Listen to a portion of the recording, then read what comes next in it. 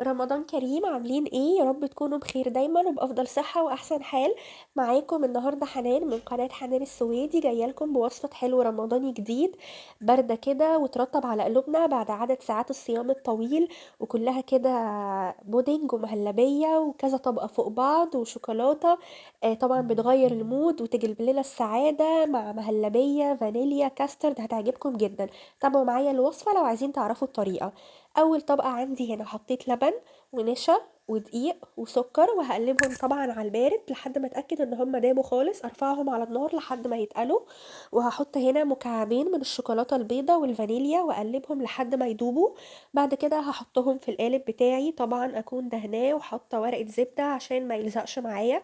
ده القالب بتاع التشيز كيك عشان اعرف اطلعه منه بسهوله. بعد كده دي الطبقة التانية، عندي هنا لبن وبودنج.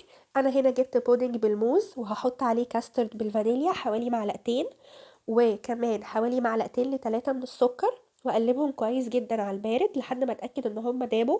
بعدين ارفعهم على النار لحد ما يتقلوا معايا، واحط عليهم معلقتين من القشطه او الكريمه او وش اللبن، كريم شانتيه، اي حاجه عندنا عشان يديله غناوه كده ويخليه طري. بعد كده هبدأ ان انا اصبه في القالب بتاعي واسويه كويس جدا واسيبه في التلاجة لحد ما يبرد، وابدأ اعمل الطبقة التالتة اللي هي طبقة الشوكولاتة. دي اكتر طبقة انا بحبها.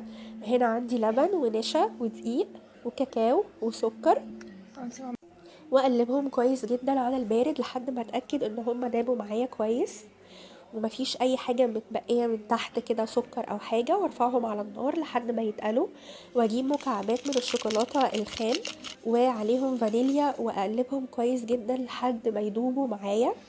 بعد كده ابدا اجيب القالب بتاعي واحط الطبقه الثالثه واسويها كويس جدا.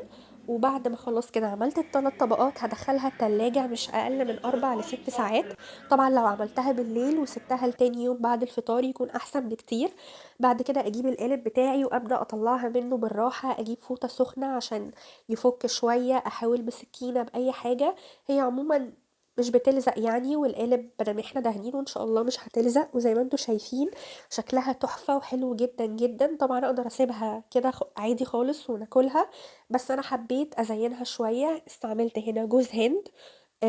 وهحط على جوز الهند اناناس وكمان شوية فستق، عشان يديها شكل كده حلو وجميل.